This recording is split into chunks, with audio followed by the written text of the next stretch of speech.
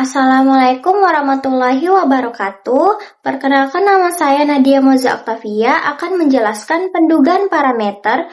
Pendugaan parameter atau parameter estimation adalah suatu proses statistik inferensial yang bertujuan untuk menduga atau memperkirakan nilai parameter populasi berdasarkan data yang diperoleh dari sampel.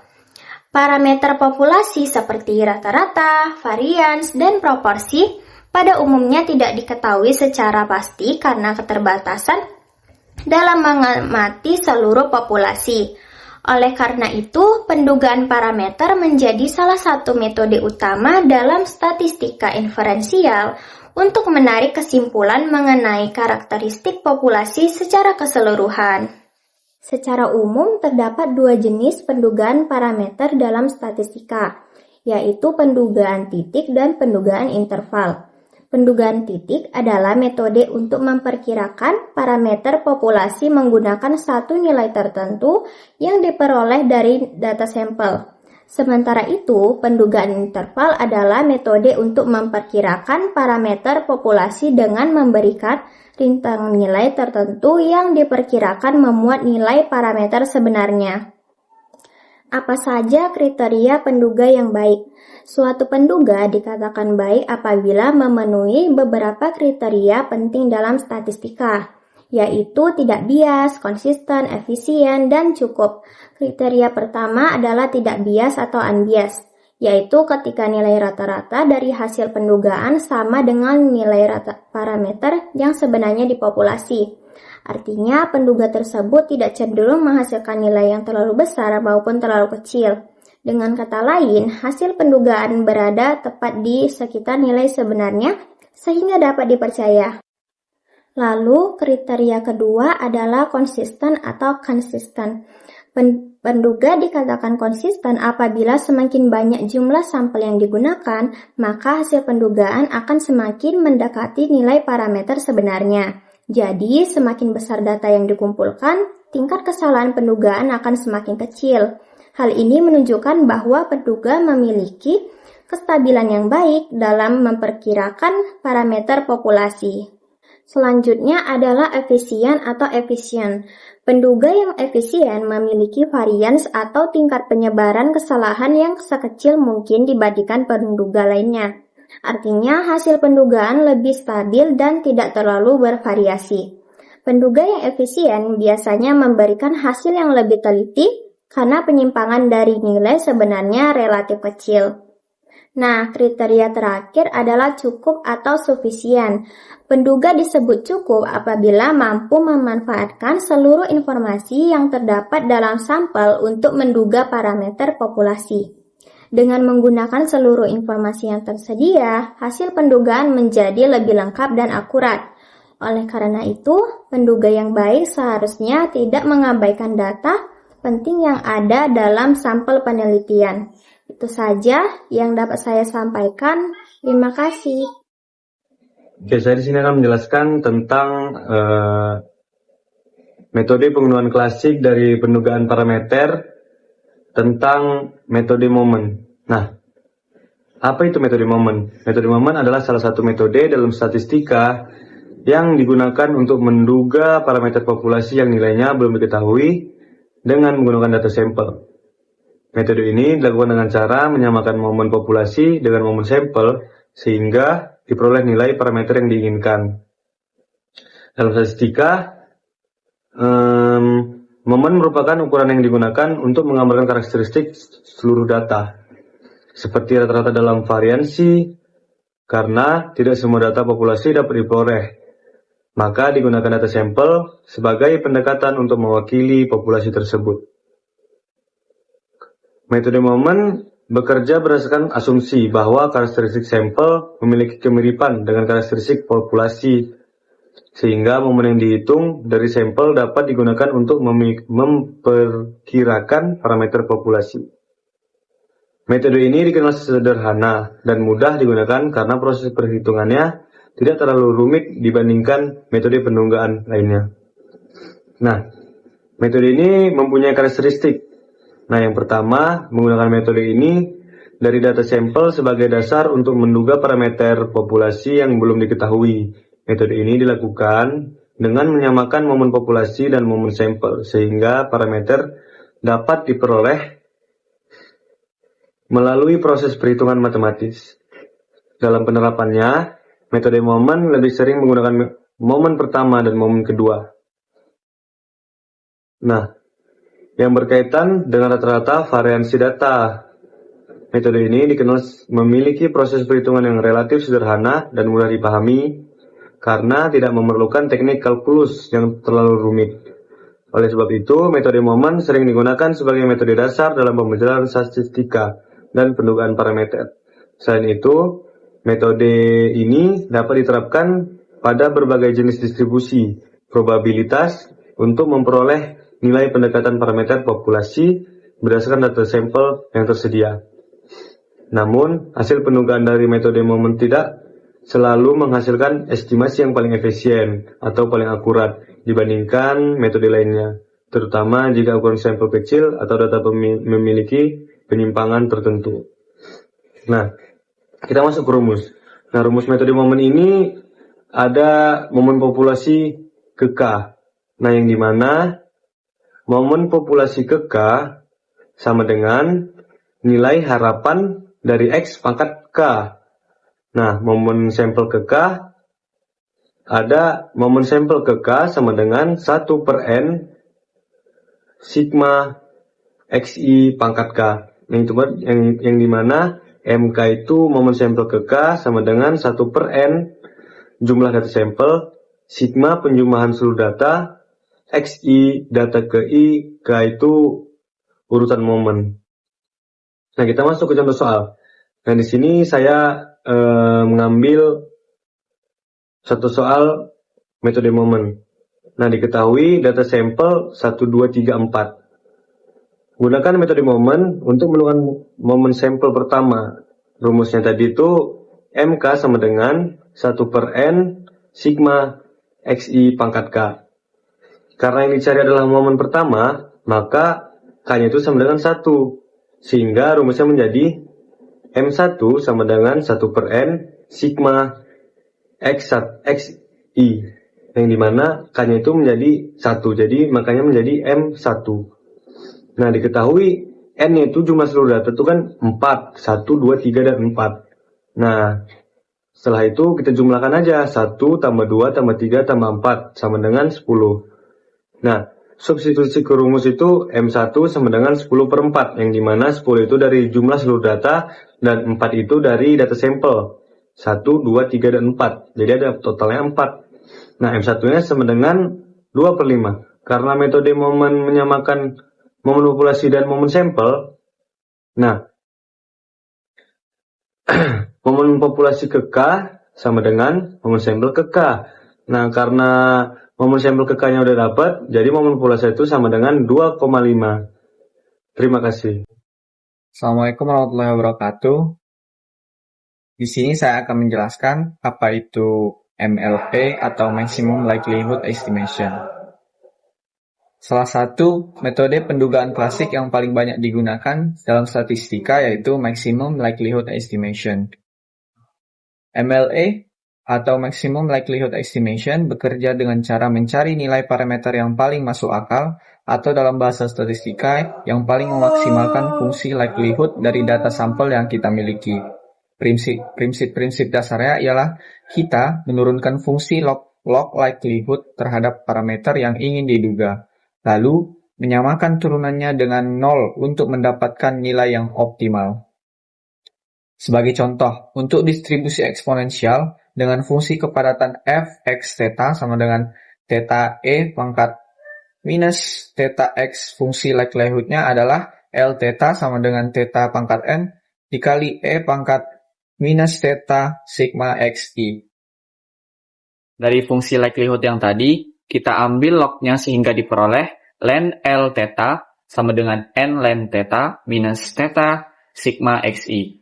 Kemudian kita turunkan terhadap theta dan samakan dengan 0, yaitu d per d theta ln L theta sama dengan n per theta minus sigma xi sama dengan 0. Dari situ kita memperoleh theta sama dengan X topi. Artinya, penduga MLE adalah rata-rata sampel, sehingga penduga MLE untuk parameter theta adalah theta MLE sama dengan 1 per X topi. Kemudian, MLE memiliki beberapa kelebihan. Pertama ialah penduganya sederhana, karena cukup menggunakan rata-rata sampel. Yang kedua, ia bersifat konsisten. Semakin besar ukuran sampel, bias dan MSE-nya semakin mengecil. Ketiga, MLE tidak memerlukan informasi prior sama sekali. Namun, MLE juga mempunyai beberapa kelemahan, yaitu bila dibandingkan dengan metode Bayes, nilai bias dan MSE-nya bisa lebih besar, terutama ketika prior Jeffrey kurang dari 1. MLE juga kurang optimal jika tersedia informasi prior yang informatif. Sebagai contoh aplikasinya, sebuah pabrik baterai mencatat waktu hidup 5 baterai, yaitu 200, 350, 150, 400, dan 300 jam. Dengan asumsi distribusi eksponen, kita hitung jumlah datanya, yaitu 200 tambah 300 tambah 150 tambah 400 tambah 300 dengan hasil 1400. Kemudian kita cari rata-ratanya, yaitu 1400 dibagi 5, yaitu 280. Kemudian kita cari theta MLE-nya dengan cara 1 per X topinya, yaitu 280. Jadi 1 per 280 sama dengan kurang lebih 0,00357 per jam. Artinya, laju kerusakan baterai tersebut diperkirakan sekitar 0,00357 per jam. Sekian dari saya, terima kasih. Halo teman-teman semua, jadi dalam video ini saya akan menjelaskan mengenai pendugaan rata-rata dalam statistika. Nah, jadi pendugaan rata-rata merupakan salah satu metode untuk memperkirakan nilai rata-rata populasi berdasarkan data sampel yang diambil. Karena dalam penelitian, seringkali tidak memungkinkan untuk meneliti seluruh populasi. Maka digunakan sampel sebagai perwakilan untuk memperoleh gambaran mengenai populasi tersebut. Nah, dalam pendugaan rata-rata itu terdapat 2 jenis, yaitu pendugaan titik dan pendugaan interval. Yang pertama, kita akan bahas dulu tentang pendugaan interval. Jadi, pendugaan interval dalam pendugaan rata-rata itu adalah memberikan rentang nilai yang diperkirakan memuat rata-rata populasi dengan tingkat kepercayaan tertentu. Nah, dalam pendugaan titik memiliki beberapa ciri-ciri, teman-teman. Jadi, ciri yang pertama itu menggunakan satu nilai dugaan. Jadi, pendugaan titik memberikan satu angka tertentu untuk memperkirakan parameter populasi rata-rata atau proporsi. Ciri yang kedua itu berasal dari data sampel. Jadi, nilai dugaan diperoleh dari perhitungan data sampel. Misal, rata-rata sampel atau X digunakan menggunakan rata-rata populasi.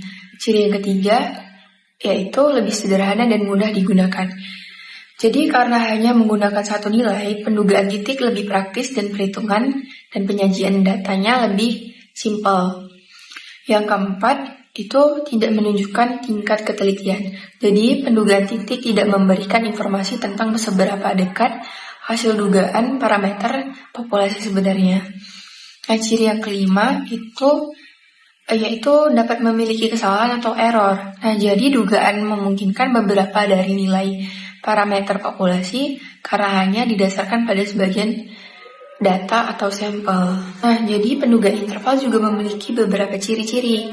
Ciri yang pertama itu menggunakan 2 batas nilai, yang dimana pendugaan interval memberikan perkiraan dalam bentuk rentang nilai, yaitu batas bawah dan batas atas. Yang kedua, menunjukkan tingkat kepercayaan. Pendugaan interval biasanya disertai dengan tingkat kepercayaan seperti 90%, 95%, atau 99%, yang menunjukkan keyakinan bahwa parameter populasi berada di dalam interval tersebut. Nah, ciri yang ketiga itu adalah lebih teliti dan dibandingkan pendugaan titik. Karena menggunakan rentang nilai, jadi hasilnya pendugaan interval dianggap lebih akurat dan lebih informatif. Ciri yang keempat adalah berasal dari data sampel. Jadi interval itu dihitung berdasarkan statistik sampel. Misalnya rata-rata sampel dan simpangan baku.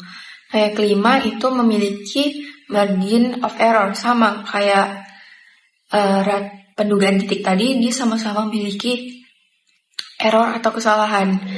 Pendugaan interval memperhitungkan kemungkinan kesalahan dalam pengambilan sampel.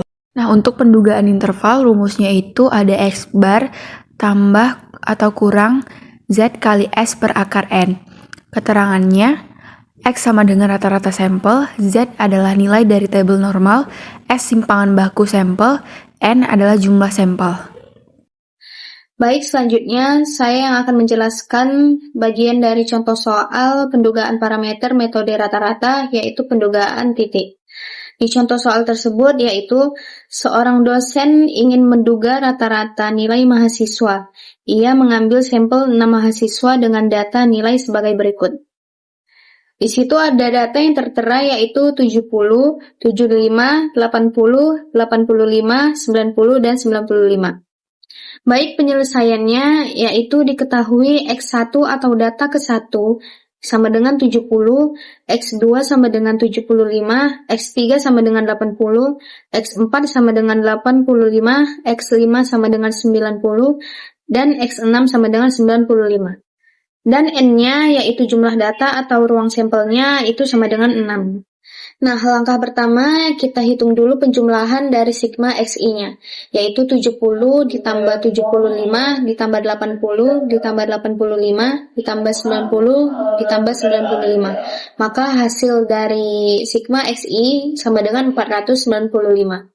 Lalu masukkan rumus yaitu X bar sama dengan sigma dari I sama dengan 1 sampai N XI per N. Maka X bar sama dengan 495 per 6, dan hasil akhir X bar sama dengan 82,5. Jadi, pendugaan rata-rata nilai mahasiswa adalah 82,5. Lalu yang kedua, saya akan membahas contoh soal dari pendugaan interval.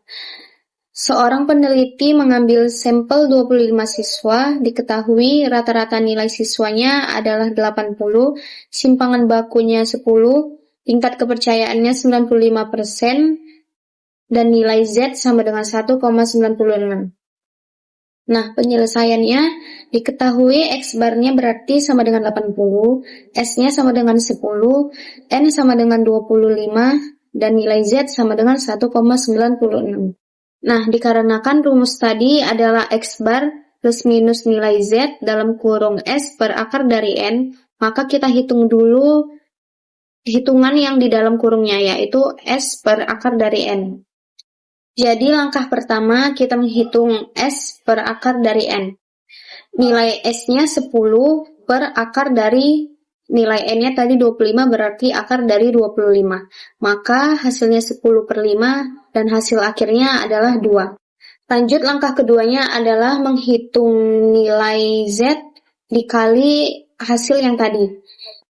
Berarti 1,96 dikali 2 sama dengan 3,92. Lanjut, langkah ketiga atau langkah terakhir yaitu menghitung X bar plus minus dari hasil yang tadi. Berarti 80 plus minus 3,92. Nah, kita hitung berarti batas bawahnya itu 80, karena batas bawah adalah minus, berarti 80 dikurang 3,92 dan hasilnya 76,08. Dan kita hitung juga batas atasnya, dikarenakan tadi batas atas adalah nilai plus, maka 80 ditambah 3,92 dan hasilnya adalah 83,92. Jadi jawabannya adalah 76,08 lebih kecil dari mu, lebih kecil dari 83,92. Artinya, rata-rata populasi diperkirakan berada antara 76,08 sampai 83,92 dengan tingkat kepercayaan 95%.